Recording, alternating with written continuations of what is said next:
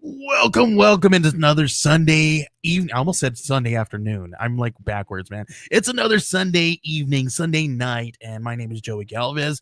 This is my pal, Benjamin W. Morse. Ben, it's been just a couple days since we've seen each other, man. I miss That's you right. already. I miss you. Yeah. Wow. This week has been a blur. We did our sort of launch for Yeah, I Need Skin, which is fun. We should do more of that. Absolutely. we should totally do more of that fun stuff, dude. Because I mean, doing those nonchalant things are super fun and exciting. But I see my internet is really bad on my end, so I might have to jump out really quick and jump back in. So I'm gonna push it right over to you really quick so you can introduce our creator. That works. So I'm excited to talk to our creator tonight. He has a really cool book, which is live for 3 more days, called Sky Sharks Remastered version. It's on Kickstarter for just a few more days, and you can get your copy. So I'm going to just bring him in without further ado. Wes Hartman, the creator of Sky Sharks. Wes, how's it going? Good. How you guys doing? Thanks for having me. Oh, thanks for coming on. So I'm going to bring up the campaign page, and like I mentioned, this one is just about done. So 3 days to go. So if you're going to watch this now live with us, or if you're watching the next few days this week, head over and don't waste too much time. But you can go down to the link in our description if you're watching us on YouTube, and that'll take you right to the Kickstarter page. So definitely want to check that out. But Wes, I kind of couldn't believe I hadn't heard of this book before because it's just right up my alley. I'm a huge pulp fan. I love all that stuff. And this is just such a cool looking book. So tell us kind of what is the Sky Sharks? Yeah, man. So I originally did this series. This was my first creator-owned series. It was back in 2006, 2007 when we first did it. Put it out through Antarctic Press. Fred Perry is my co-creator on it, an artist. He is most famous for his 301, 302 issues of Gold Digger that he just concluded last year.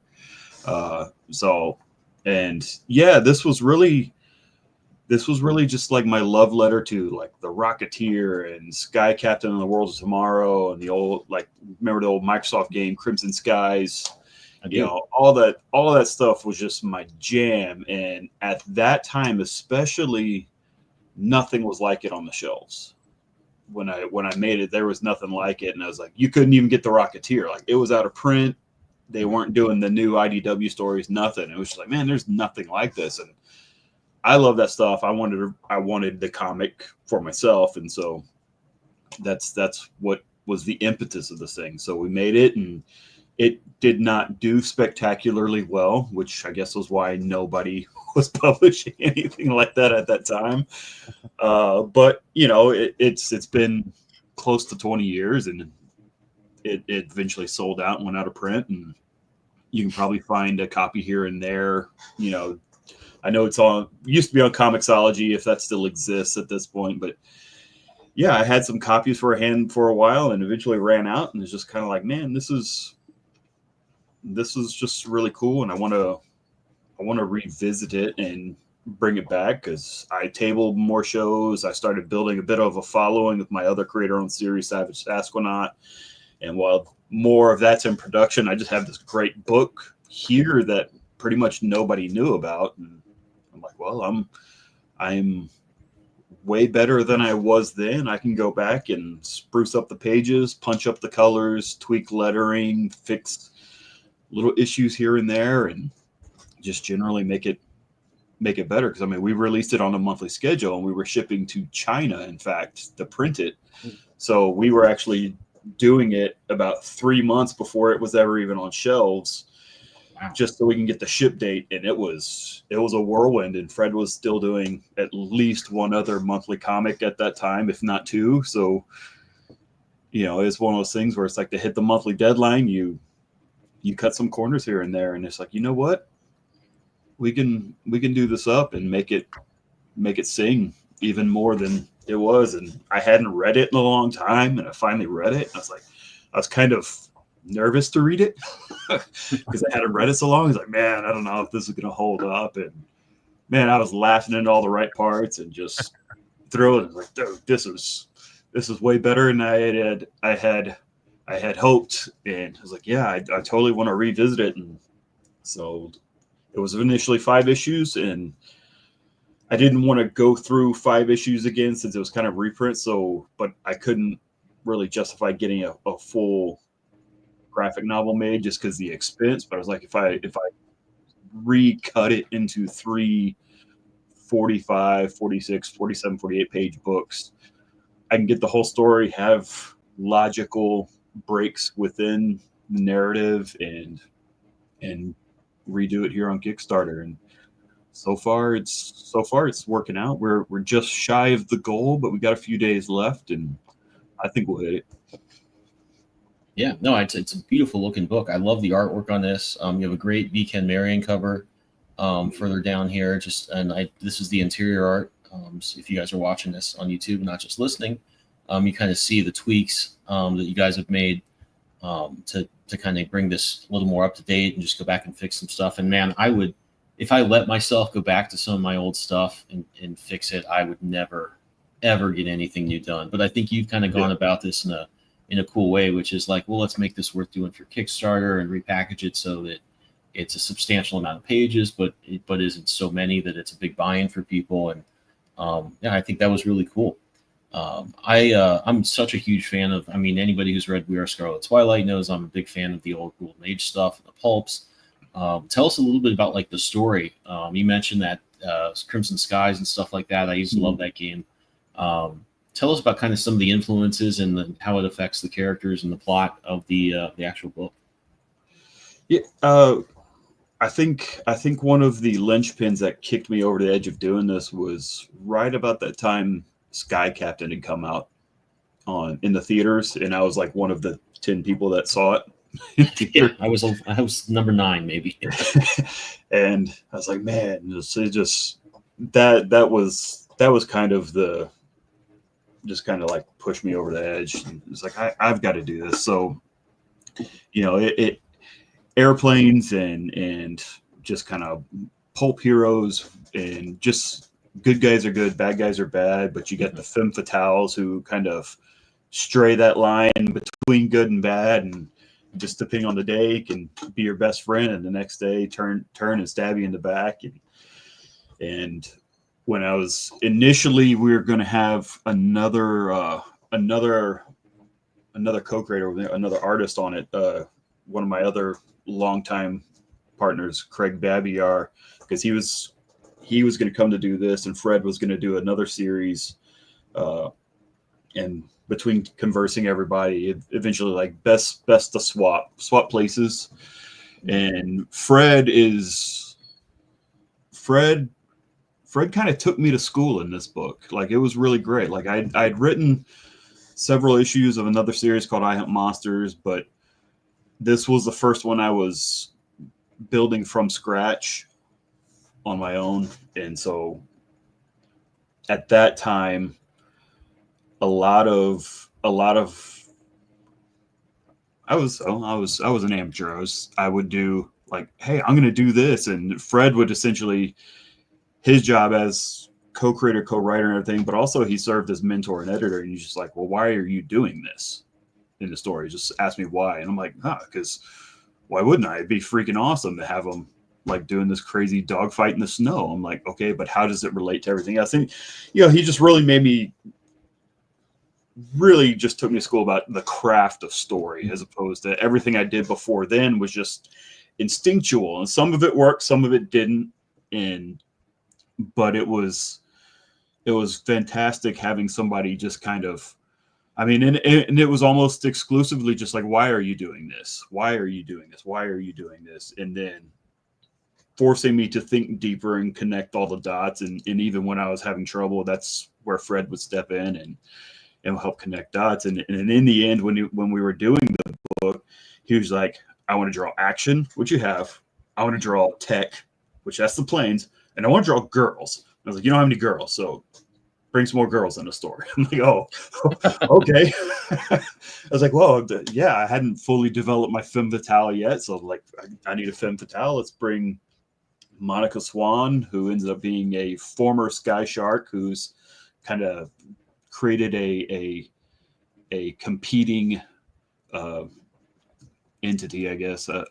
They're for hire pirate. Think the A team in planes, or is when I'm in a con, I'm talking to people. A lot of the vibe comes. I thought of this most recently as Firefly with airplanes. So they're kind of a unstructured family, but there's a very familial element. And, you know, the father figure as Frank Derringer, who's the leader of the Sky Sharks. Then you have Jason, who's kind of the young hothead, who's the next gen of the Sky Sharks. And then all the old war horses that were coming out of World War I with Frank and Hollis and Matthias, and Hollis's daughter, who is kind of the engineer tech bomber pilot. And yeah, it's really all about their relationships together and mixing them, having fun, and doing what's right. You know, like I said, they're kind of the A-team mantra at the beginning of the episodes was I think an inadvertent inspiration as well. It's like, if you can find them and you can afford them, you can hire the Sky Sharks. Love it. No, it's really cool. I like that. I really actually like just saying like, "Well, it's the A-team," because I think there's something really fun when you kind of combine a little bit of the old stuff and something new, or even if it's just not necessarily doing it like the A-team or picking up specific trips from it, but just to describe it that way to people, it puts them in the frame of mind like, okay, it's, you know, this is, especially if you just look at the artwork, this is not like you're trying to draw out like the retro cover you had there where it's like, okay, we're trying to do the Golden Age style. You're definitely doing some updates here, and you're doing the tech a little differently. And I think that's fun. I mean, I look at Sky Captain, which I love to talk about. I love that movie, and I still watch it probably once a year, but I look at that and I'm like, they kind of did everything that you kind of thought you'd maybe want to see in that movie, and didn't necessarily find ways to do any of it that well. And I look back at the movies they were trying to emulate, and like, while they were not as good, even as good as Sky Captain was, there was just an oomph to those old movies. They had all this like earnestness, and the way the black and white looked was great. It had, even though the effects were like horrible, some of them, not all of them, were really beautiful for what they are. I mean, if you look at like Fritz Lang's Metropolis, it doesn't look real by any stretch. It doesn't compete with any CG stuff now, but it just looks good. It looks cool. Yeah. And I think that the focus was a little lost there, because when I was doing Are Scarlet Twilight, I thought about Sky Captain a lot. And as much as I like it, what I think didn't really work about it, and what certainly, you know, didn't seem to catch on, although everybody remembers it and kind of likes the idea of it. But I was going to ask, the Crimson Skies, I hadn't thought of that. I thought of it this week, having seen your book and read a little bit on the page here about it. I got that game for the Xbox when I was much younger, and that kind of opened my eyes to all the things that influence. I think there was an old Cary Grant movie called Only Angels Have Wings, where they all lived in an island and they took on flying missions. They were sort of like the Blackhawks, and that was like my gateway drug into like this sort of 30s pilot subgenre, which is really fun. I mean, I knew Rocketeer because when I was like 7 or 8 or however old I was when the movie came out, my folks took me, saw that in the theater, and that was just like, oh man, this is amazing. And again, I never had the comics because it was out of print for forever. And then when the Crimson Skies came along, you know, I was 17, 18, 19, just had a PC, and at that time I downloaded the PC game and pirated it and played. I was like, dude, this is amazing. And then I found my brother had an Xbox, and so I play on his Xbox, and they made a sequel, I think, and I was like, man, these are awesome. And I'm still waiting for a new one because I think it'll be awesome, and it's look amazing. But I might be the only one. I'm still waiting. Yeah, I think that's a real, and maybe, you know, this might be something we get into when Joey's talking about more of the business side of stuff and how you put these projects together. But I've heard people say about internet businesses, you really want a small niche, and then cater to that audience. And I've kind of found that to be true of the sort of 30s deco inspired stuff, at least on the crowdfunding, audience side of things. People really go for that. These little small subgenres, because I think the people that love that stuff, that played that video game, that like those old movies, whenever something like that comes out, they're like, oh yeah, I haven't seen anything like this in a while. I'm pumped for that. And I certainly am. And I think that's then there's just the challenge of how do I kind of fulfill the expectations that audience has, and then also do my thing with it and make it not just what they think they want, but what they really want to see, which is, I think, usually something a little bit, a twist, not necessarily a plot twist, or like, oh, the good guy was really a bad guy, or he has a drug addiction, or something stupid like that. Sorry if that's a story somebody out there is writing. It's fine, but you need to do something new with it usually, and I think that especially looking at the art, it just really sells that, hey, this is going to be different. And speaking of the art, I've really only noticed V. Ken Marion's work in the last year or so. He's done a lot of great covers for crowdfunding. He's working on Green Lantern now. I think I noticed him. He did a Kickstarter. I forget the name of actually, but he did a cover for Project Neosis. Paul Thayer we had on a few months ago. This one's really cool. How'd you get in touch with him, and how was it working on this cover?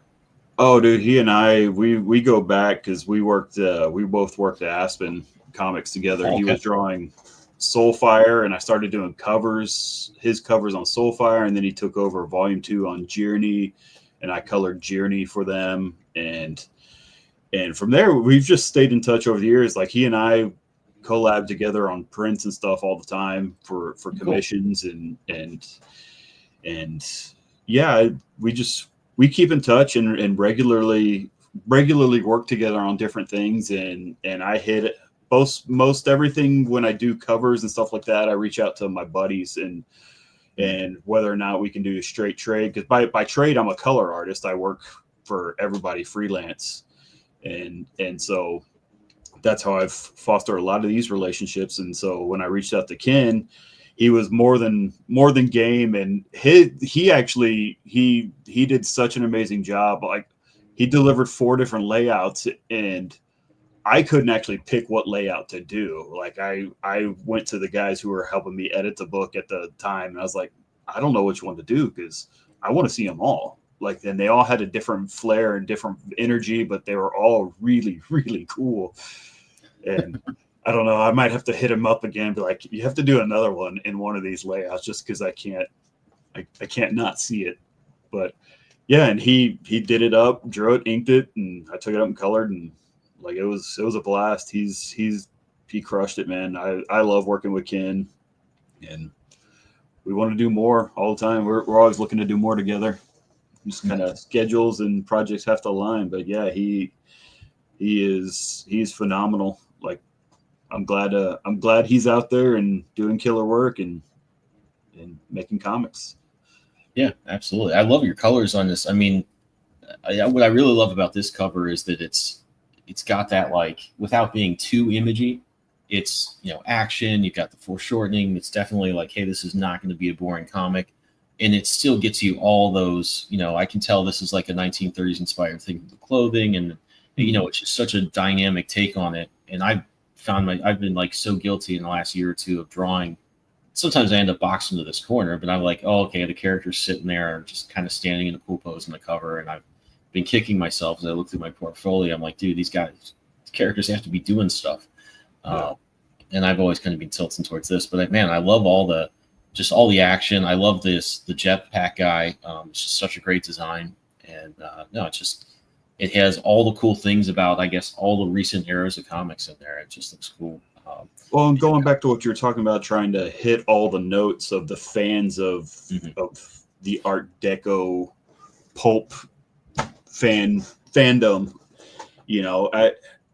I totally feel exactly what you're saying, and that's been one of those things with Sky Sharks in particular, because I feel it feeds in all that, but not everybody's feeling it that's in that crowd, just because there is a heavy anime manga influence within the art, because Fred is very heavily manga influenced, but I'm one of those guys that says there's manga is comics. There's not American, like, you have different comics from different parts of the world, but manga is comics, Euro books are comics. Like, it's all the same. Do they just have different techniques or pacing?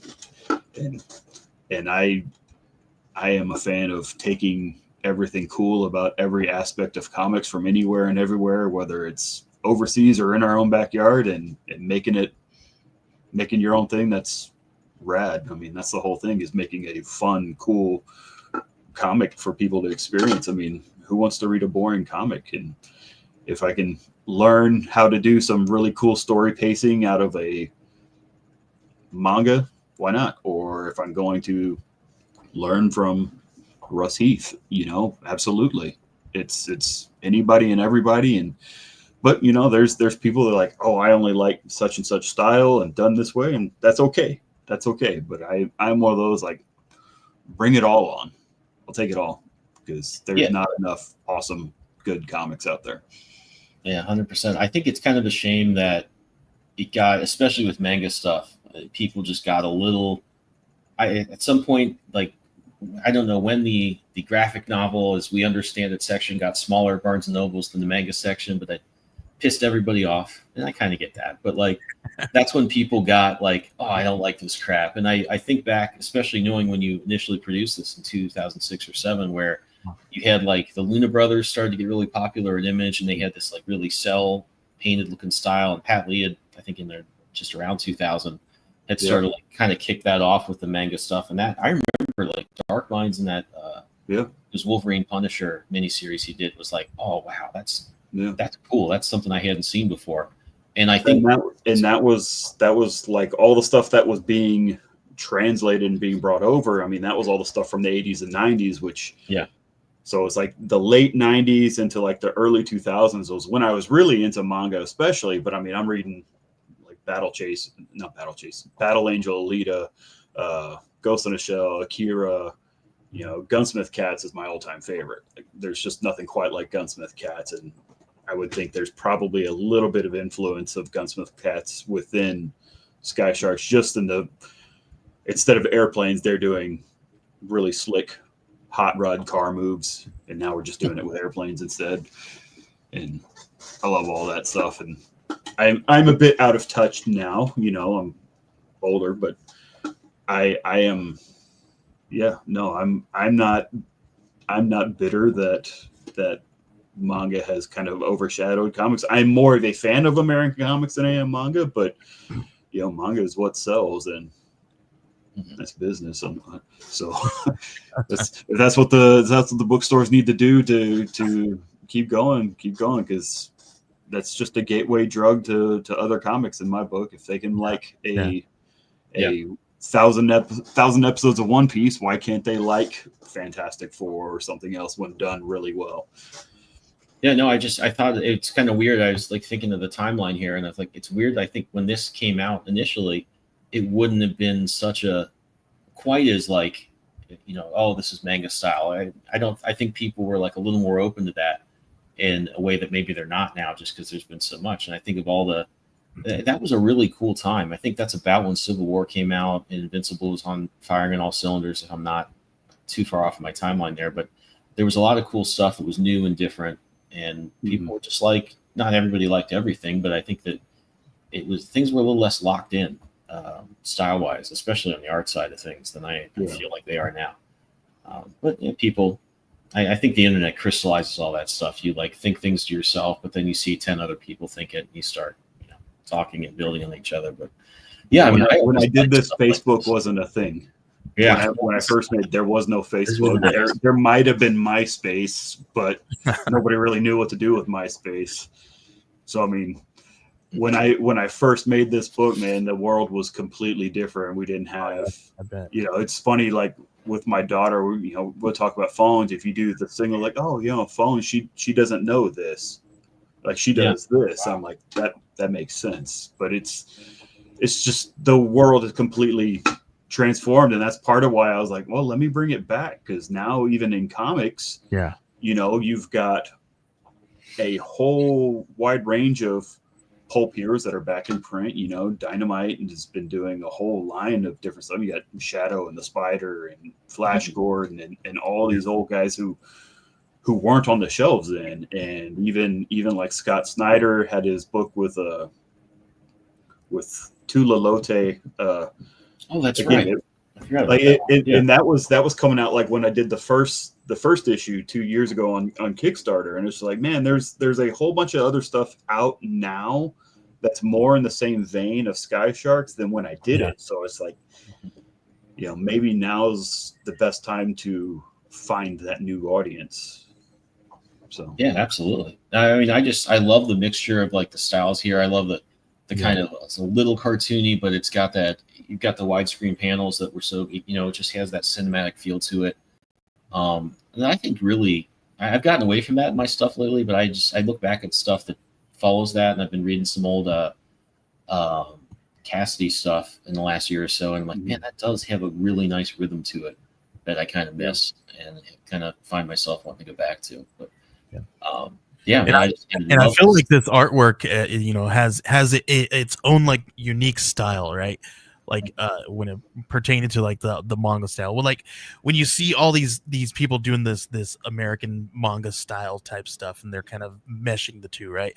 It's a little bit different from what we're seeing here on the screen, right? It's you got these certain features like their noses and their smiles and their eyes are kind of going along with what we do see with manga, right? We see those big eyes when they get excited and things of that nature, but you're doing things slightly different.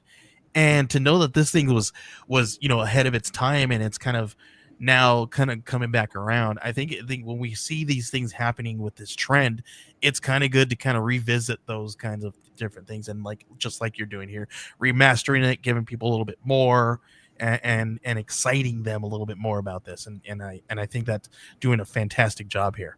Well, and that's all credit to Fred. He's the one that drew it.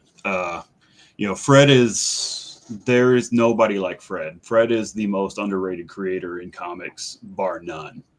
He has done more comics than you possibly know, and for a long stretch of time, he was doing between 2 to 4 comics a month, single-handedly. And like his own comic, he'd write it, pencil, ink it, color it, letter it every month, and it was a master. And he can get to it, like tell you down to from when he starts, what time he will finish on what day, like because he has done so much. Like he just knows, like, okay, I'm starting this about 5 p.m. I'll be done on July 8th at 3:30, maybe 4. Down to the minute and the hour. Oh yeah, and literally the only thing that would break that is if he was interrupted with somebody like, "Hey, Fred, our website just went down because of something. Can you fix it?" So I mean, like I said, he took me to school in this, and not in a like, I'm going to teach you what to do, son. It was really just posing questions that would make me really think about things deeper, and then from there he would just kind of explain the craft and why you do certain things. And it was really just things you read in books, but it's much different when you're doing it face to face, and he can just kind of lay it out and show you on the page. And it's like, oh wow, okay. And his, he's got anime manga influence, but he is a diehard cartoon fanatic. Like, and it shows through his art. Yeah, and like exactly what you guys were talking about, his noses and everything. Like it is, the chins and the noses and the way they smile. It's very cartoony. It's very like a lot of those old school Disney cartoons where they're gonna, I was thinking that era of Disney, or like Prince of Egypt and stuff like that. That's the exact one I was thinking. That's him, man. He is. I mean, it's. He wanted his own cartoon of his series, so he taught himself how to animate and literally drew hundreds of thousands of cells and made his own movie of Gold Digger.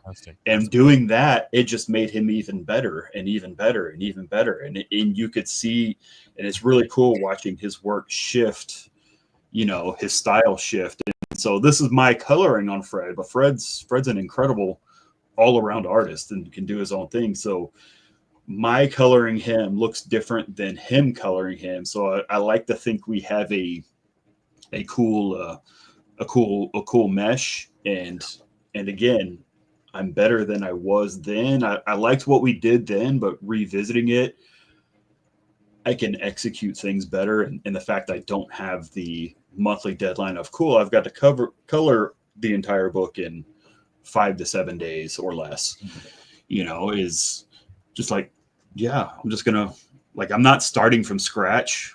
I'm just taking what we did and enhancing it, making it better. And there's some bit like, I'm just gonna redo this because I don't know what I was thinking at, but I try to keep all the same ideas for the most part and just try to make it better. I mean, this was one of my earliest forays into more of the anime selection style of coloring, and so there's times I'm like, dude, what was that? I've got a question about like the files, like Yeah.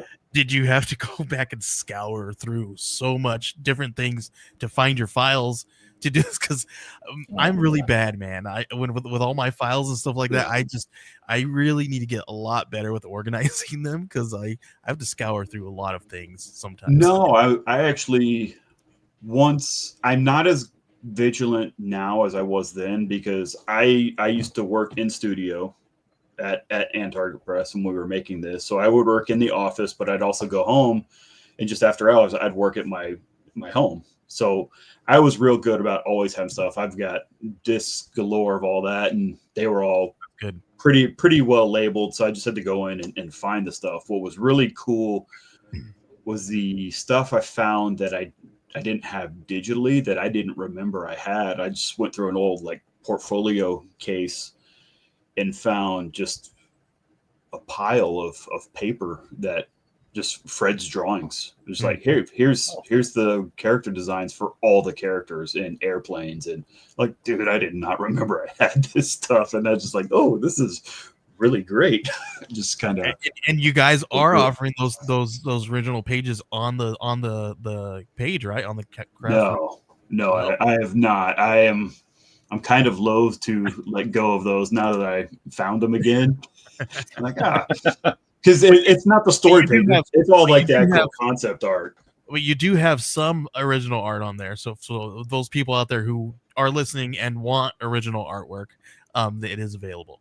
Yeah, that was a sketch cover from the original series that Fred did. I believe that was already purchased. So I had 3 in my own personal collection, 3 sketch covers that Fred already drew. So I offered one with the first campaign. I'm offering one with this one, and then when I do issue 3, I'll offer the 3rd one, unless I change my mind and keep it. And then I did offer. So the throwback cover that you showed earlier, that is my very first cover that I drew. Yeah, that one. And then I offered that up, and that's sold too. So very cool. Yeah. Yeah, I was gonna say, Joey, to your point about the file, like keeping your files, I'm pretty good about it, and I was back at that point too. If I look at my old work stuff, but there was a huge gap in about the late 2000s where I switched from just having hard drives full of junk to like, oh, this is gonna all live on Dropbox or Google Drive. Yeah. So like, it's good now, but if it's before, and I actually had to find something for actually, you guys know duct tape, the like the brand with duct tape. It's got the duck on it. I had to reanimate. I had animated the duck for commercials. He just jumps and he quacks. But they wanted to change something. I think they either wanted to put gradients in or take them out, whatever the old one was. And I had to look through a gazillion hard drives. I think I'd done it in like 2007. Wow. Found it. I had to go through like 5 versions of After Effects to like save it up to what I could actually manipulate now. Oh wow! But it was a miracle. I was able to find that thing. It's a nightmare. Listen, I'm so bad. Listen, that is the one thing. If we're gonna get anything out of this stream today, guys, just label your stuff. Because I feel like it's a lot easier now that we have the cloud, right? That we could just like, oh man, my thing's just I'm just gonna dump everything, and then I'll label it later. And then you never get back to labeling it. But at the cloud, you're at the mercy of everybody else, man. Like something happens, like, oh, suddenly your cloud's gone. It's gone forever. And on with that said, if you're gonna put something in the cloud, back it up at least 2 more times. Yeah. If your files aren't in 2 places, they're nowhere. Yep. Yes. Before we take a quick break here and play some messages, I want to go back to a comment from Everett Todd, who had asked about a digital option. But he also asked, why didn't the original continue past issue 6? We just designed it as a miniseries, and really it was Fred was drawing multiple books at a time, and the sales weren't there to continue it in the original series. So I mean, we got through it, and that was about all she wrote for it. We always had ideas to do more, but it's one of those things where Fred is such an integral part of this book. I don't want to do it without him, and he's not at a point in his life where that's going to happen. He is off in Florida. We don't see each other too often anymore. I actually got to see him for the first time in like almost 10 years back in March, and that was awesome because I was able to give him the first issue and like go through in depth like everything I did, because he knew I was doing it. He drew a cover for it and he was aware of everything, but it was finally like, hey, we're in person, like check this out. And he was like, oh, this is so cool, which was very reaffirming. I knew he would like it, but you kind of finally get that validation. But yeah, it was it wasn't meant to be to go on. And then really at the end of it, I had pretty solid burnout from the whirlwind of creating and making and putting it all out within that monthly cycle on top of my regular work. It's like, man, Fred earned my respect even more just because he was doing multiple books. Like, bro, we just did like 5 issues and that was a lot. And you are still going for another few hundred. And then in answer to the other comment about the digital, they do have some digital editions here, so that is something you can get on the Kickstarter page. But there's the standard digital edition, and then the deluxe that you see there, which includes the original releases. So like from Andark Press, it has the original version. So remastered issue 2 is made up of part of issue 2, part of all of issue 3, and a little bit of issue 4. So you'll get issues 3 and 4 of the original series in the deluxe edition, as well as what I'm calling the artist edition, which is essentially the book black and white, but still lettered. So you can see what Fred did, like his original pages, which is really cool. For like in issue 1, there's what the giant, I think there's an image in there, but it's a collection of ships. I call it the War Island. It's a bunch of battleships and different types of ships that make this big conglomerate of chaos and villainy, and super cool. And when Fred initially did, if nothing, all right, it may not be on that. It's definitely an issue 1, but it's when Fred did it, like it's one of those things like, oh, you write this idea and it's like, oh, this will be awesome, but you don't really think about the person who has to draw it. It's one of those ideas. So after he took 2 days to draw this 2-page spread of the War Island, and I was like, man, shouldn't there be some more ships? I'm like, I already spent 2 days on it. I need to do the rest of the pages so we can get this done and turned in. I'm like, oh yeah, that makes sense. And so with the remastered, I actually went in and took and duplicated multiples of his ships to fill it out even more, and just changed, which was another challenge because he drew it in perspective and overhead in perspective. So that was a whole nother challenge to like make them look right. And yeah, Fred, man, I could gush about Fred forever. The dude's just incredible. And I actually think that's a good system because you're the colorist as well. So it's one thing for the writer to say, oh yeah, give me 20 more ships, after it's been 2 days. But you are going to have to go in and color those things, eventually. So there's a little bit of a sort of a principal agent there that works out, I think. No, there's definitely books I kick myself on. I'm like, man, this will be really cool when it's done, but I don't want to do it. Yeah, 100%. I had an entire issue of that in my Sasquatch series, where issue 4, I'm like, this will be really cool. And then I got to the point of actually doing it. I'm like, why did I write this? Because this is hard. Yeah, I've got a couple pages in Scarlet Twilight coming up where I'm like, well, it's going to be like Crisis. There's going to be like, they're on a ship and there's like 100 guys. And I'm like, kind of looking forward to it. But I think as I get closer to that scene, reality's going to set in, and I'll be like, what was I thinking? It's a terrible idea. Yeah. The last issue of Lady Death I colored was, they're oversized. They're like 48, 50-page books. Mm-hmm. The entire book was the armies of hell and an army of angels in full shiny armor with angel wings fighting in the middle of Times Square, where all the humans are turned into demons, and then every named character in the Coffin Comics universe were all meeting and converging in the middle of Times Square to have this giant battle. It was the single hardest thing I've ever done. Yeah, God. It was epic when it's over. I'm like, oh, that's really cool. But plus you've got like established characters that have their own color schemes. Yeah, that's what I think always kills me on coloring stuff is like, it's one thing if I can just like, oh, these guys are kind of blue and these guys are kind of yellow, and that'll work out. But when you have to like get everybody's color schemes in there and then to look how people expect them, that's where it like gets pretty rough. And then you have all the faceless background guys, so you have 80 people per page per panel. That's a few nightmares I've had. It was awesome. It really was cool. It was like, dang, this is like as epic as you can get, but it's a lot of work. And kudos to the artist on that, man, because he knocked it out of the park too. So those are the moments that we do crack open the comics to read, though. So I got at least give it that. But we're going to take a quick break here, play a couple messages, and then we'll get back and kind of ask you, talk about whatever, but kind of more of the maybe the business side of how you put the campaign together, what went into like collecting all the files and updating them, kind of what your process was in approaching this campaign. Okay. Click that mouse and warp into All Ages of Geek's website, your ultimate portal to everything geek culture.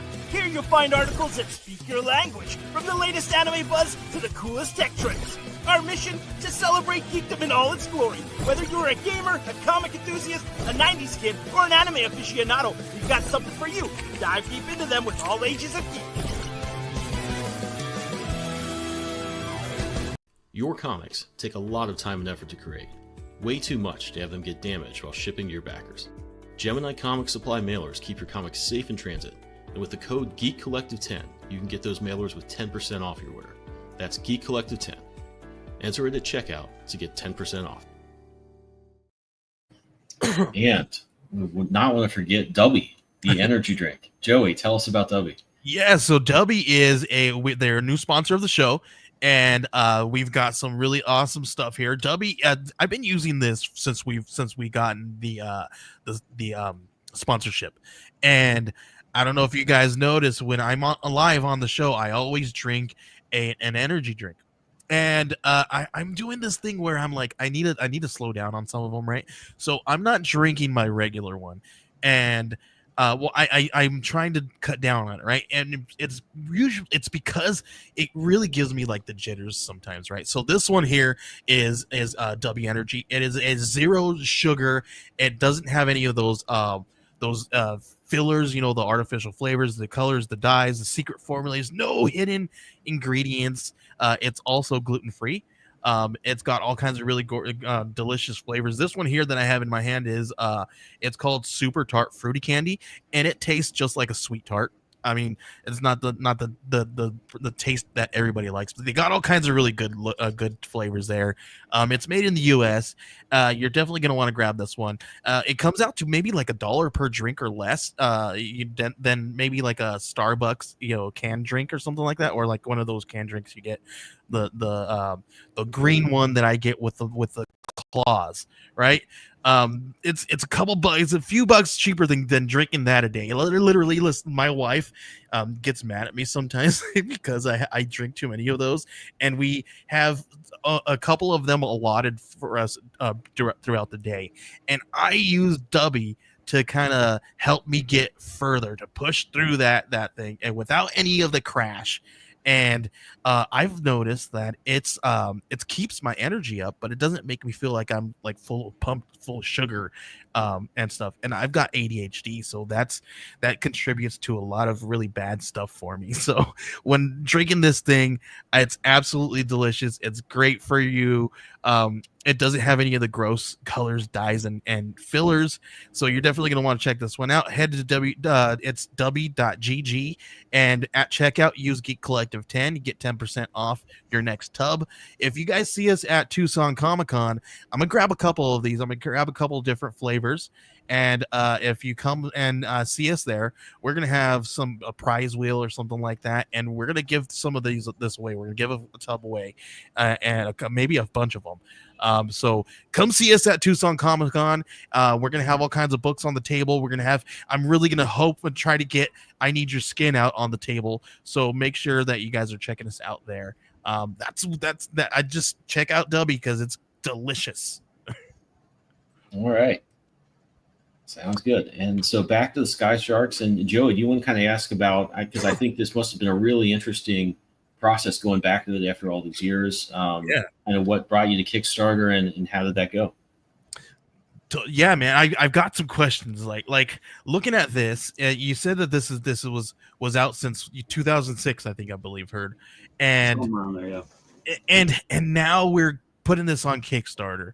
This is how many Kickstarters this is for you now under your belt? The ninth one.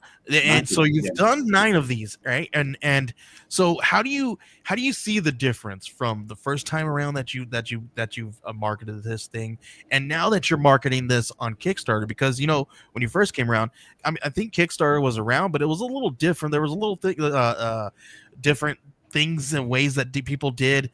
No Kickstarter, no. But how are you feeling, first time versus this time?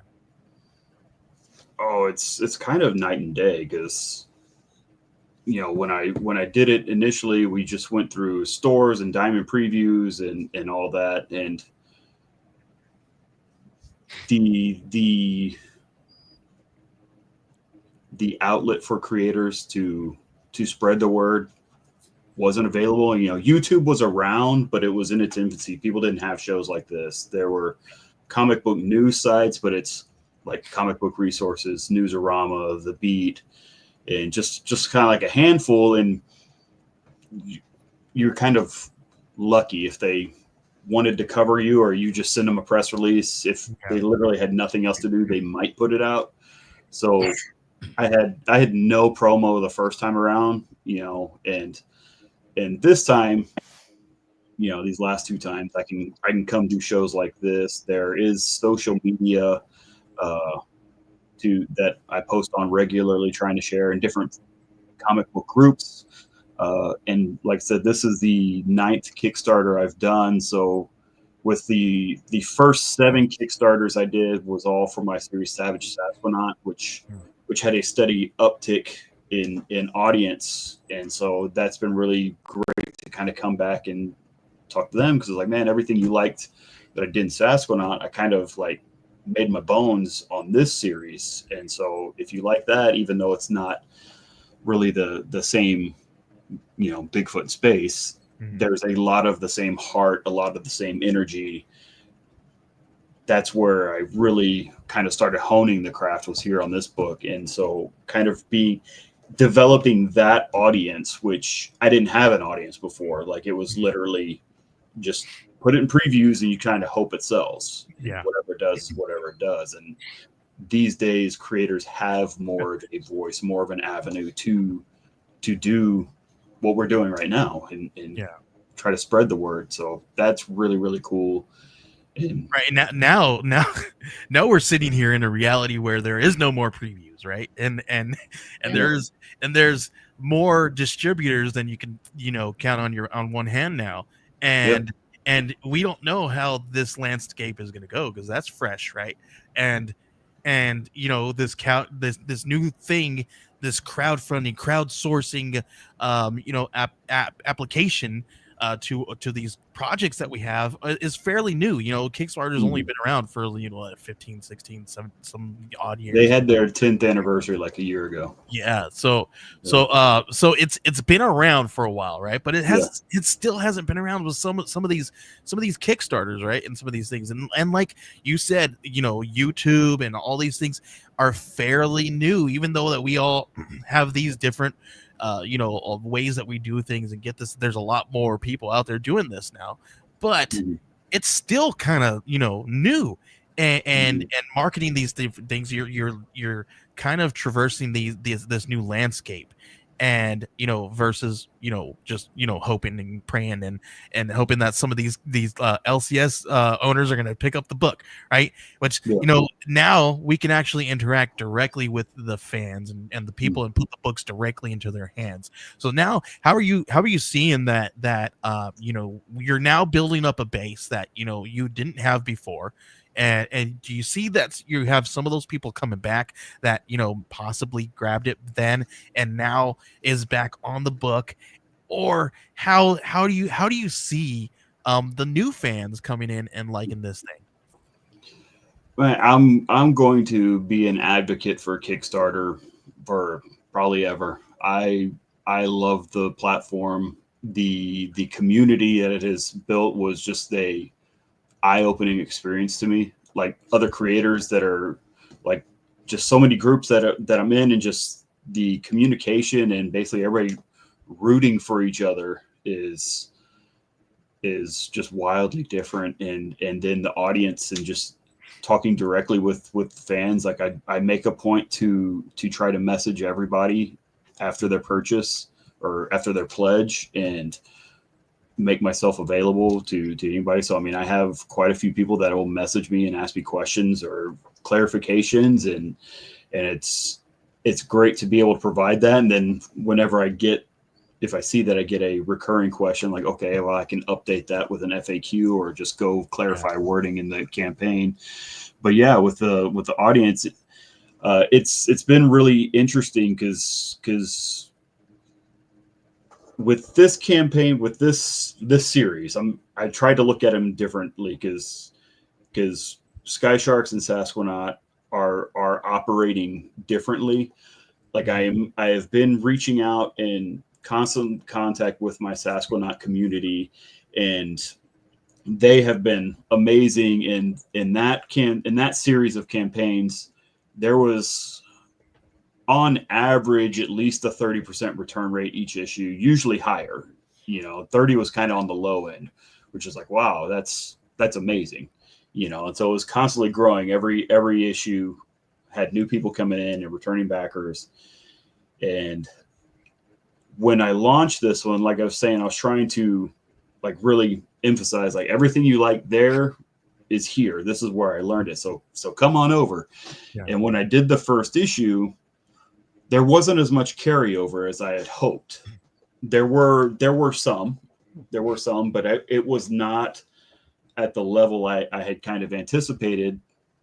And so the first issue of the remaster was a bit more of a fight to get. Like we crossed the line, and it was great. And I will give credit to my friends at Antarctic Press who helped spread the word out, and a lot of people that came on board were and are diehard Fred Perry fans who bought it the first time. Wow. So there was a lot of old heads coming in, and there were some new people. And now with the second book, the thing that's the best about Kickstarter is comic books. If you deliver and are communicative and you put out a good product and you do it within the time you say, the trajectory is up. Mm-hmm. Stores go down. Your first issue is the bestseller. Your second issue, if you're lucky, is going to sell half. And then it's about a 20% attrition after that. Yeah. And if it has positive buzz, maybe it'll go up a little bit. Mm-hmm. You touched on something there that's key, right?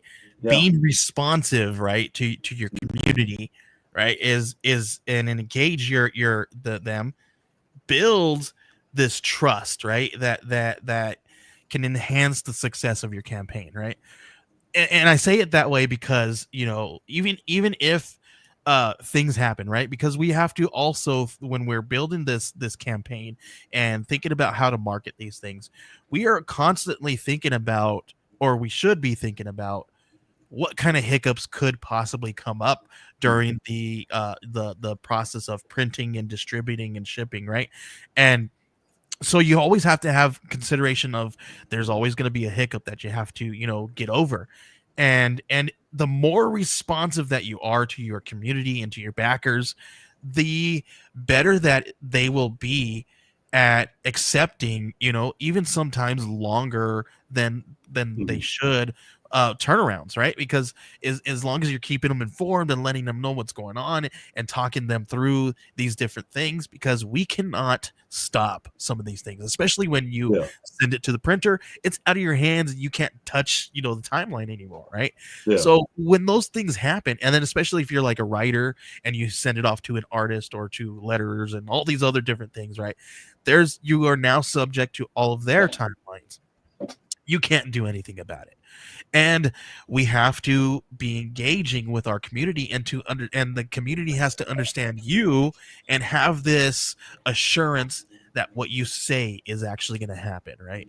And that is key, is keeping your community, keeping your base informed of every single thing that is going on with this project, and not just disappearing, because they're there for you more, just as much as they are there for this book.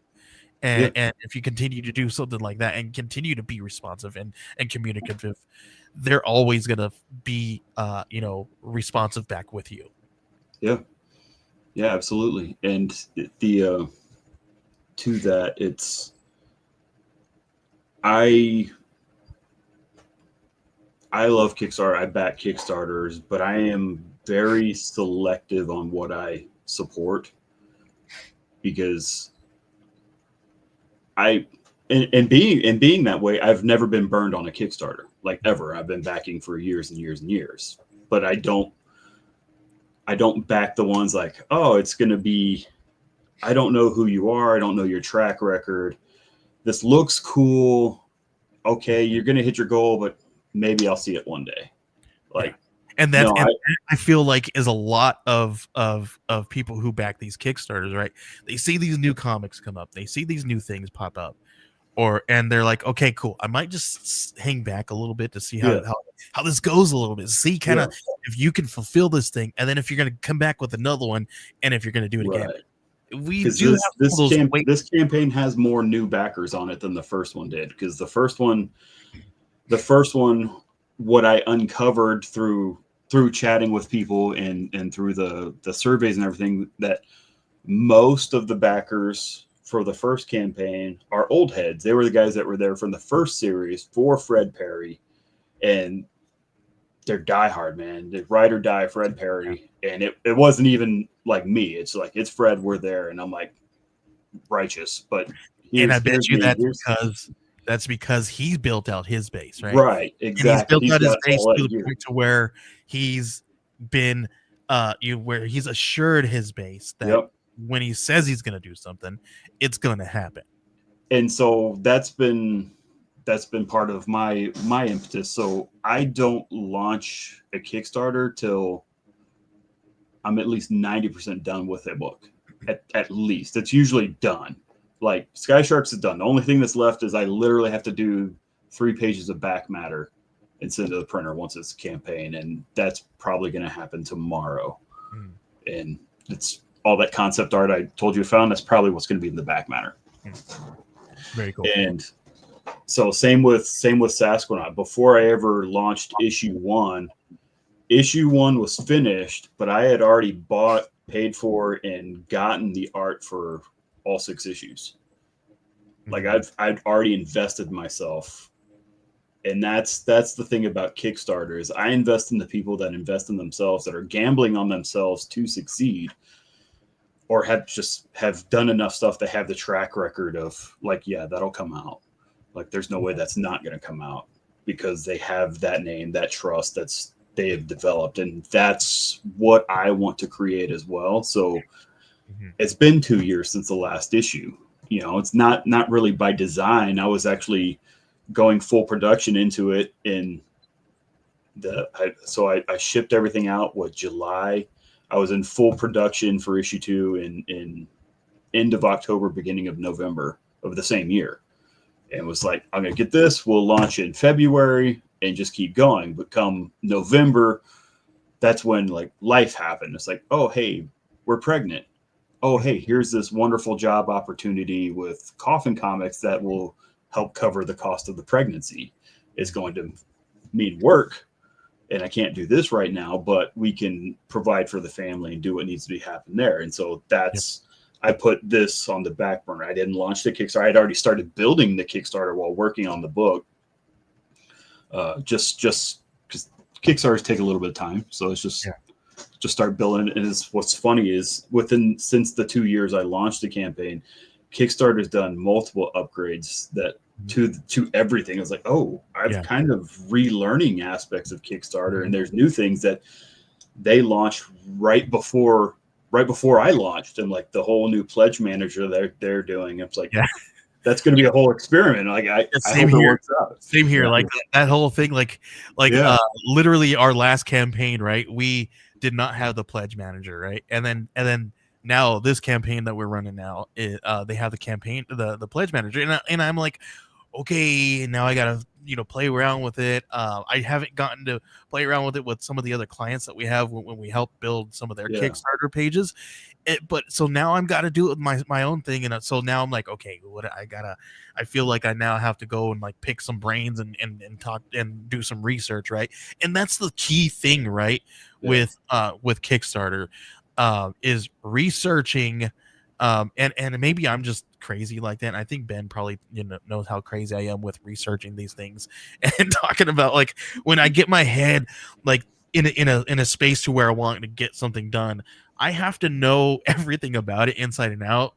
And I go crazy on research, and maybe I do a little too much research, right? Everything's a Google search away, right? You can get it at your fingertips now, right? As like like we were talking about, back in the day, none of this stuff was this readily available to us, and now it is, and everybody's experienced all these pitfalls and all these crazy scenarios that can happen with a Kickstarter campaign, and then they go and talk about it because that's what this world is all about now, right? We all turn on our cameras on our phone and go live and talk about the things that are bothering us, or the things that we're struggling with, right? And now lots of people have these streams that they can kind of go through, so you can just scour through all these fun little things and learn new ways to kind of get stuff, right? So I want to know what you've learned since kind of playing around with the stuff. We're kind of talking a little bit about learning new things and new aspects of this Kickstarter process, right? As they unveil new things. So how's it been since the first time that you've Kickstarted to now? And let's go a little bit further into the differences. Pledge Banner is probably my biggest question mark, because like it just launched, and even my peer group, who we share all kinds of info, like, hey, resources and info, like they're only just now starting to play with it because it's brand new. So that's the biggest question mark. Is I'm like, man, I sure hope I didn't screw up my shipping, because like Pledge Banner will do it later. I'm like, I've done backer kit and all that for the last several campaigns, and now I'm like, well, if I can not do backer kit and save a little bit of money, like I give it a shot, and if nothing else, I'll go back to backer kit.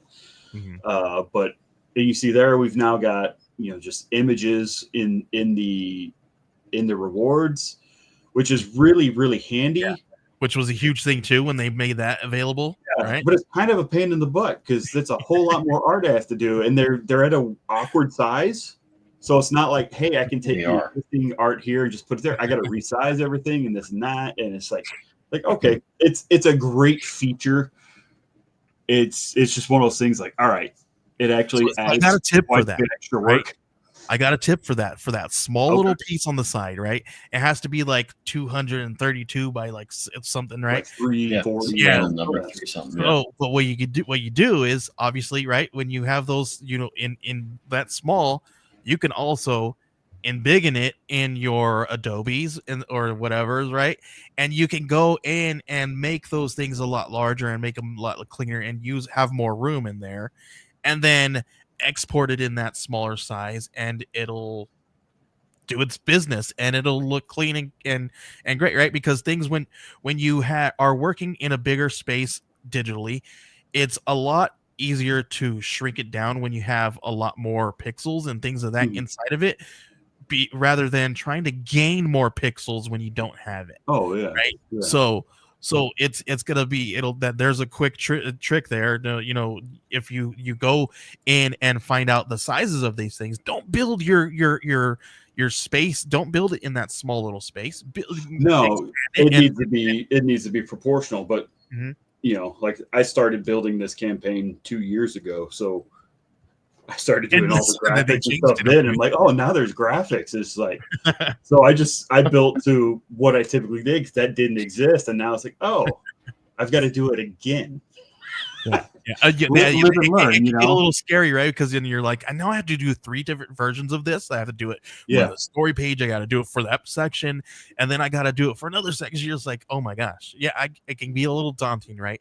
And the more things and it does get a little scary sometimes, right? Because now you have to put things for the items, right? For each item that you have that you're offering, and then you have to build out your story section. Now there's more stuff that you put there, and then you got that small space where people actually click on it to order the thing, right? So now you have 3 versions of these different ways to showcase your books or whatever project you're working on, right? And it does get a little scary, especially if you don't know how to use Adobe, because Adobe's a huge learning curve, right? And but now we have things like Canva, and you can build a whole entire page with the free version of Canva, and still make it look professional, like somebody used it and made it in Adobe, right? You just gotta but there's still a little bit of a learning curve there too, right? And all these things, it's a little scary, right? So ideally I would like it because you have to do the individual item images, for each item, and ideally you would load up the item images and that would populate your reward images once you list all the items instead of having to make 3 versions of it. Exactly. And that's what I was thinking of. I thought there was a different one. I knew I had to do a couple more steps than I wanted. And I thought even some of those were different proportions. Like maybe one was a little more square and one was like 16 by 9, but I could be mixing it up with a different crowdfunding platform. Yeah. But yeah. Indiegogo was very square and that was very awkward to use. I used that a couple times and that was a very, very... Some of them can be a little clunky, a huge learning curve, right? Yeah. See, you know what I just do? You know what I did this last time around? I literally just use the same images like for the items. Like I used to go and put the items with no pricing on them, right? And then I went to the ones that actually where people go and pick and choose their actual tier, right? I used to put the item in there and the price in the picture and all that stuff so people can see the price really huge, and it worked out really great. But now I just stopped doing all that because I'm doing extra work where you really maybe might not need to, right? Because the price is already there. They're already looking in that. They already have if they're already on that, do you really need all of that extra work, right? To do more. Now, if I'm getting paid for it, I'm going to do it, right? But for my stuff, like when you just want to make sure that it looks great, that it's a great image, right? That it's I love that you have these photorealistic mock-ups, right? Which is great. You put and then you have the artwork on there in a huge space where people can actually look at the art, right? So that's one of those big keys, right? Is making sure that the art is legible and readable, especially because a lot of people are going to be looking at it on their phone, right? And so you have to play with that balance. So you can't have your text too small in some spaces, and you got to play with all this stuff. And I encourage people, when you're building this thing, pull it up on your phone and look at it and see what you need to play with and stuff there, because it does get a little hard to read sometimes especially with me, my eyes are getting a lot older. I need bifocals now possibly, so that's the one thing that I want to cry about. But it can get a little scary when doing these things, right? And it's a huge learning curve. Yeah, there's a lot, but I mean, they've added in even the content kind of bar, the table of contents content bar, which is awesome. I like this thing. They actually had that on the last one, but they didn't have it so you could tie it to the images. So it was like, hey, you have your headline, that's the written text, and then you duplicate it in an image, which was very bad looking. It's like, oh, but if I get rid of that, then I don't have that. Yeah. That kind of, so now they hide it into the images, which is a nice addition just for streamlining and making the whole page look more aesthetically pleasing. Totally. No, they've really done a lot in the last couple years, just little changes here and there. Some of it, just okay. Now that's standard, I can do things like with any of the images I generate, do it in proportion to the smaller side. I just have to scale down.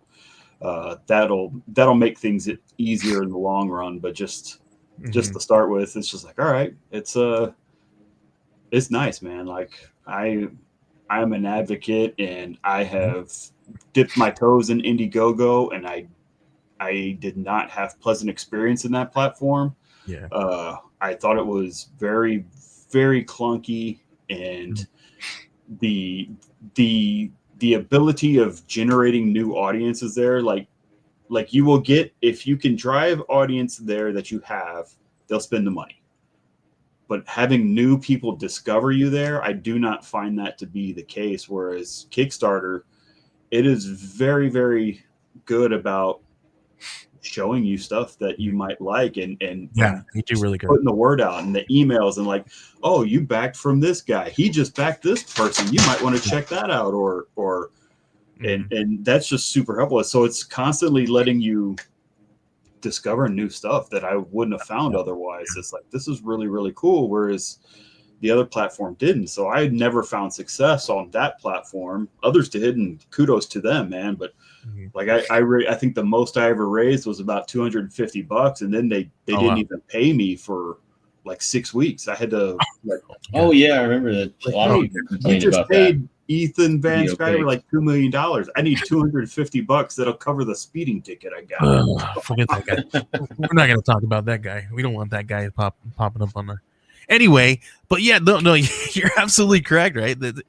I love all these new things that they're pulling out, and they're laying out all this stuff. It's for the better. It's definitely for the better. Ben, we're a little over on our time. Let's kind of go through some of these other Kickstarters and talk a little bit about some of them, and as we're going through them, we can kind of look at some of these and see the different things that they're doing in these campaigns and what works and what hasn't worked. And it's like one of my favorite things to do is look through campaigns. This is one thing that I like to tell people is, if you're going to go and build a Kickstarter, go and research other campaigns that are in the same genre as your project, right? And see how they're doing, and see what kind of offerings that they've got going on, right? And right now, I'm dipping my toe into the science of a landing page, right? So that I can get better at creating landing pages and this Kickstarter, right? Because these things, right? There's these marketing tricks that don't ever change, right? And then there's also marketing tricks that do change, right? Like the tricks that where like people are gonna probably go for a $29.99 thing, right, for a $30 thing, right? It's this psychological trick that people tend, oh, that's cheaper, right? Or 98 cents. Oh man, that's way cheap. I'm gonna get that thing, right? And it's this psychological. There's science to pricing different items, and those things don't change in marketing, right? Those are always gonna move and continue, right? But like the way that people market this product or change or put their comic books on a page is always going to change, and the way you price these things will be a little bit different depending on page count and artists and all this different stuff, right? You have to go through is calculating all these prices that you have to set, right? And that can be a little daunting, right? So I encourage people to do some if you're running campaigns and you're building Kickstarters, do a little bit of research about the science of a landing page, and setting price points. There's lots of articles out there you can look up and look up the best way that you can price out a certain thing, right? And I was just reading one today that was like, I was like, holy smokes, I just messed up my whole entire campaign. I could probably be making probably a couple $1,000s more if I just followed this, right? And I've been doing this for, the past 5 to 6, 7 years or whatever, and I'm still learning things, right? And it's this thing that we can always kind of do. Yeah, absolutely. So let's jump over to a campaign that's doing really well by a friend of ours, CJ Hudson. Interstellar Dust. This is a collection, an omnibus of the issues he's done so far with a bunch of cool stuff. Yeah. Really fun book. As always with CJ's books, fantastic art. And just it's a good book, and people are really jumping on this one. So definitely cool to see. Every time I look at CJ's page, he keeps adding new stuff to it, and that's one of those things too, right?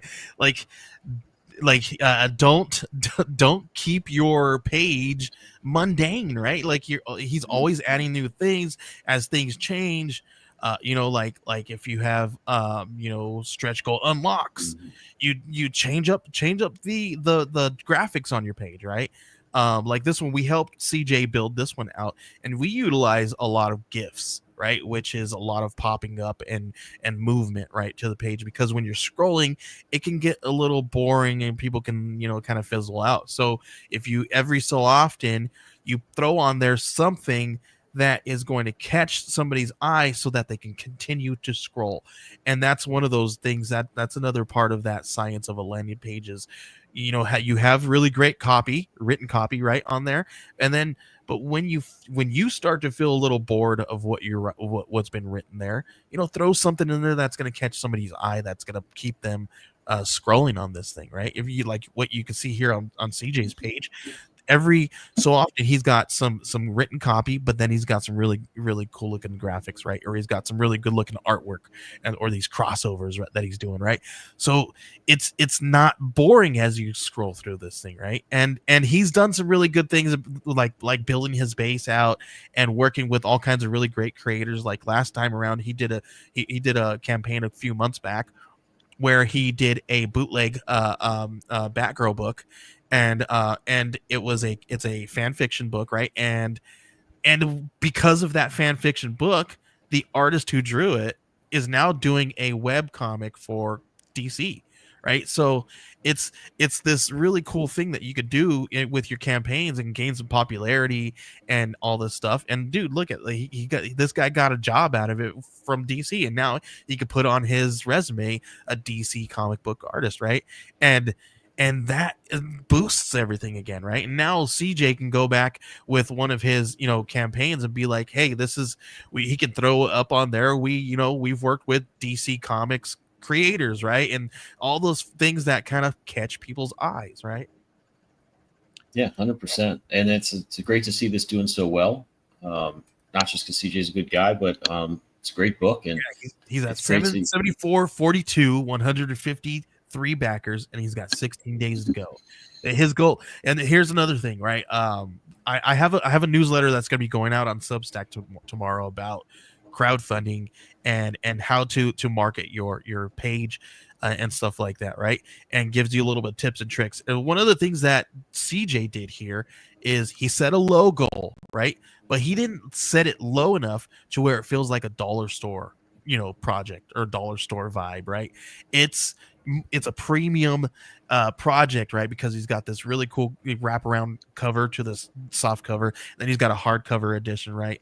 And then he's got these really great price points that he set it out, right? And he's got this really good looking page. He's doing really good because he set his goal low enough to where he's got this expectation that it's going to be, he doesn't want, people to think, oh, I'm going to asking $20,000 because that's what it costs. You also have to take consideration that this campaign may not cover the whole entire payment that you, or the fees that you had to put into this to make, right? Because now this is just one part of it, because now you have in-person sales, you have online sales, right? You have all those things that you can fall back on. This is just a portion of your sales here. And that's one of those big things that I tell a lot of the clients is because they want to come in, especially the people that come in fairly new. They want to be like, oh, I have to get $8,000 to $10,000 on this thing because we already put that much into there. We need to get a little bit of profits, right? And I'm like, well, how else are you going to sell this thing? How many units are you going to print and all this stuff? Where are you going to put them at and all this stuff, right? Because this is not the only avenue that you have to sell this stuff, especially with all these conventions. You got the local spots. You even have your local LCS that you can go and work with and say, hey man, will you take some of these books and sell them for me, right? You can always do some consignment deals and things like that. You have to take in consideration that this is not the only avenue to get your $10,000 back. Yeah, 100%. It's just so many good options, and people are always, like you said, doing new stuff, and it's good to keep abreast of it. So we'll jump over to another friend of ours, Rich Davis's book, Angel Hunter. It's got 10 days to go and has met its goal, but could always use more. Really fun book. I love the black and white artwork. I love the concept. Just another really cool book. This is one of those books that is a manga inspired story. It's American style comics, but with manga inspired artwork and story, right? It's black and white, just like a manga, right? And it follows. It's got a really great story. He's got this. We work with Rich as well, and he's got this insane story that he wants to tell and he wants to tell it just like manga tells their stories, with all these crazy long volumes, right? And it's a really cool concept to kind of see that he's playing around in the manga world, but bringing his American comics, expertise into it as well. And yes, he could be doing a lot better, but again, when you're doing something fairly new to your base, you also have to consider that because it's new to you, it's new to them, and it's something different that you're doing. You have to convince them, even though you've had a really good base. You still have to convince them on another project, because not every project is exactly the same. And you will have people, those diehards, like you said, your pal, the artist, has his diehards that are going to follow him anywhere that they go. Right? You're always going to have those diehards, but you also have those people that you still have to convince. Yeah. And you do that by continuing to be consistent with your process, with fulfilling, with the artwork, with all of this stuff that you do. You continue with what you've always given them. You set a precedence, you keep that going. 100%. So we're going to jump over to my book, second to last here. We Are Scarlet Twilight, Cobalt Crisis Part 1. This is the sequel to We Are Scarlet Twilight. And wasn't sure I was going to do a sequel, but I had the idea. I had a plot that worked, but I didn't really have a good take that I think made it interesting enough until I was reading Crisis on Infinite Earths and thought, I've never seen something like this. The big two crossovers like Secret Wars, Infinite Crisis, Civil War, that has those tropes we've gotten used to and like, but in the 1930s and 40s Golden Age comic style. And I thought that makes it worth doing. So this one's going to be a really fun 8-part story. This is the first part. It's going to have all the stuff you expect from those big two crossovers, with all the pulp atmosphere of the Golden Age. So you can see cover 1 here. This is a standard cover, my retro cover. I think I've said this before. Always my favorite part of every issue is doing my silly throwback Golden Age comics. I love it. So that's always fun. And then it's the key art for the entire series, kind of inspired by a house after Crisis I really like. But yeah, this is going to be a blast, and this is the ground floor. It's going to be just intergalactic stuff, really cool Art Deco atmosphere, all the stuff you liked about We Are Scarlet Twilight, but all the stuff you like about your Crisis stuff or your Secret Wars. So I think this is going to be it's going to be a lot of fun to work on. I hope it's going to be fun as well to read. And I think I know it. I don't think I know it's going to be good. Well, thank you.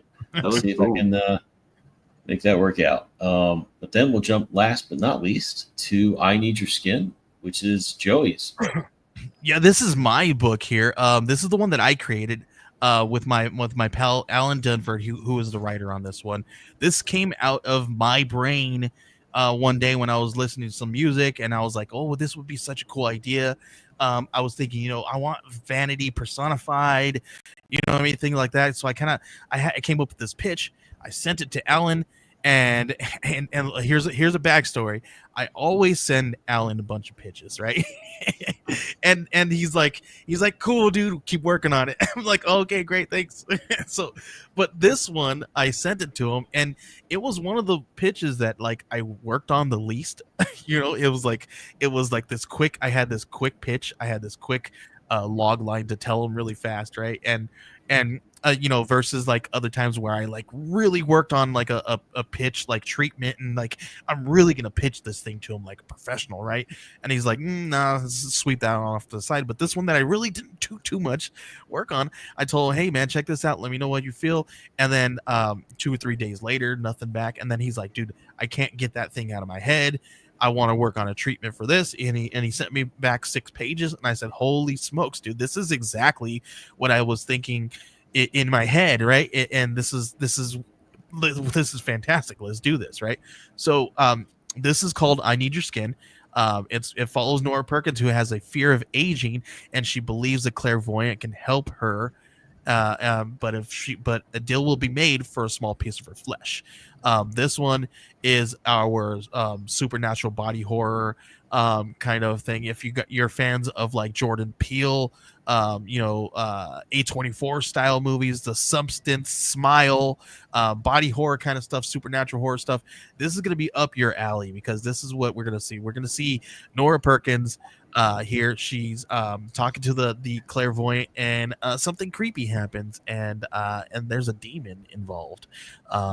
So if you guys are looking at the page now, you will see at the very top there is our one of our pages there that it reveals the demon of the story, and it's coming out of another person's body, climbing right out of their mouth. This is this is one of the first images that they kind of sent me, and with you see Nora there at the bottom, and she's got her hands up in the air, and it gives me this like 1950s 60s vibe, right? And this is exactly what the story's set in, right? It's set in 1950s. Think here's the long synopsis, right? Nora Perkins' worst nightmare isn't death, it's growing old. When desperation drives her to seek answers from a mysterious clairvoyant, she discovers that eternal youth comes at a price more horrifying than she ever imagined. That's everything right there, right? There's going to be a lot of crazy stuff happens. There may or may not be a murder spree that happens in the story. You may just have to back this thing to find out. But we have all kinds of really gorgeous artwork. We have a really cool Misfits cover. I'm a huge Misfits fan. If you guys are watching right now, I'm wearing a Misfits shirt. Benjamin W. Morris here, my co-host, did that cover there. I listen, every project that I have to have a Benjamin W. Morris cover because I freaking love his artwork. And he does amazing stuff. Like, look, I sent him this thing. He knows of Misfits. I mean, everybody knows. Vaguely aware of them, yeah. And you know what's funny, Ben? I was reading an article the other day about how the Misfits Crimson Ghost logo has become this kind of thing of like pop culture or this counterculture thing, and it's like not necessarily people who wear the logo listens to the music. It's just become this banner of counterculture, which is why I really loved this idea to throw in a Misfits cover to this, because this is exactly what I feel like it encompasses this story, right? We have a really gorgeous cover by Kit Wallace. If you know who Kit Wallace does, he does artwork very similar to Scotty Young, right? And that does I Hate Fairyland, right? We got Brian Belando, who is the interior artist. He's got cover A there, and Ruben Macho, he did cover B, which is of our the demon of the story here. Gorgeous covers, gorgeous. These guys, this team, they've done stuff with they have a studio of their own. They are called Rabbit in a Hat Studios, and they've done Pocus Hocus, they've done Grandma Chainsaw, they've got one coming up here on Kickstarter very soon that's called Beneath the Lighthouse. You can see a small portion. We have a short story of it's a little preview of Beneath the Lighthouse in Archetypes, I believe issue 1, that you guys can get on the campaign now. You guys want to read that story, you guys can read the first half of that story. They're going to be campaigning that thing very soon, so keeping an eye out for that. I think you guys can follow it now if you guys research Beneath the Lighthouse on Kickstarter. But this team is amazing. We brought them all on to do this book, and we got 3 issues that we're going to go and do. I have a big story that I want to tell, but Alan and his team are the professionals, and they tell me let's get this one done first before we start mapping all that stuff out, because I'm just so excited. I'm like, I got it all ready, dude. I got it ready. But yeah, this one's great. We have 23 days to go. Our goal was $1,000 because this is something new that we're doing before we have with our flagship book, which is an actual magazine. It's an anthology magazine. So fans of that, we really want people to kind of, come over from that campaign. But we also know that because this is a brand new thing and we're doing something different, we're going to have to convince a little bit of people, right? So we're going to do that by showing you guys this amazing work. We're going to, turn this thing around really fast and get all this out to everybody, so that you guys can get this into your hands and see how amazing it is. And we're going to follow it up with issue 2 very soon. And we're going to get to issue 3, and then we'll see how it goes. If you guys are the ones that are going to be getting us to the full story. So take us there, please. Absolutely. All right. Well, I think that will just about do it. We're a little bit over this week. But glad everybody was able to stay with us. I hope everyone watching has had as much fun talking about Sky Sharks and all these other books as we've had talking about them.